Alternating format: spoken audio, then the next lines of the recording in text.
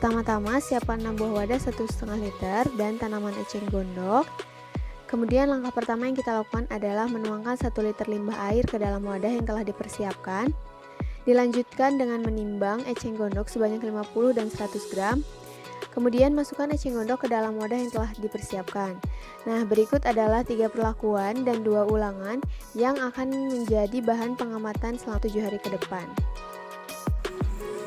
Pada hari pertama setelah perlakuan dapat diperhatikan bahwa tanaman eceng gondok mengalami perubahan, yaitu ujung daunnya mulai mengkerut dan menghitam, serta berbintik putih yang diduga adalah residu dari buih deterjen. Sedangkan air limbah pada F1 dan F2 yang awalnya berwarna sangat pekat, mengalami perubahan warna menjadi agak keruh. Pada hari kedua dapat diperhatikan bahwa kepekatan air F1 dan F2 semakin berkurang, sedangkan bagian daun tanaman eceng gondok yang mengering dan menghitam semakin meluas. Pada hari ketiga, kepekatan air F1 dan F2 terus berkurang, sedangkan daun eceng gondok semakin mengering dan menjadi layu sehingga hampir tenggelam ke permukaan air. Dan pada hari keempat, kepekatan air F1 dan F2 masih terus berkurang dan daun tanaman eceng gondok sudah mengering sepenuhnya, dengan bagian batang menjadi berwarna kekuningan.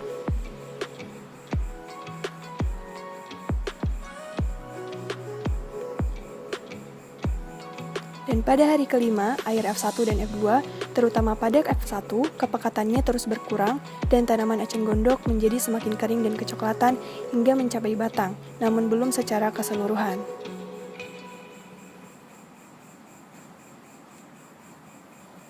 Pada hari ke-6, kepekatan air F1 dan F2 masih terus berkurang namun tidak terlalu signifikan, sedangkan tanaman eceng gondok semakin kering dan menghitam serta rebah mencapai permukaan air. Dan pada hari ke-7, yaitu hari terakhir pengamatan, kepekatan air F1 dan F2 menjadi lebih jernih jika dibandingkan dengan kontrol. Tanaman eceng gondok memiliki kemampuan untuk mengolah limbah, baik itu berupa logam berat, zat organik, dan anorganik. Kemampuan tumbuhan eceng gondok menyisihkan fosfat yaitu dengan bantuan bakteri aktif yang terdapat di akar. Tanaman eceng ini akan menyerap kontaminan dan polutan air sedalam atau sejauh akarnya dapat tumbuh. Semakin panjang akar eceng gondok, maka penyerapan akan semakin cepat dan efektif. Proses penurunan kadar zat pencemar dalam air limbah dengan menggunakan tumbuhan air merupakan kerjasama antara tumbuhan dan mikroba yang berasosiasi dengan tumbuhan tersebut. Dari pengamatan yang dilakukan, terlihat batang dan daun eceng gondok mengering. Hal ini disebabkan karena pH dari limbah laundry sebagai media hidupnya tinggi, yaitu 10-11. Pada hari ke-7, terlihat air limbah pada perlakuan F1 dan F2 berbeda nyata dibandingkan perlakuan F0.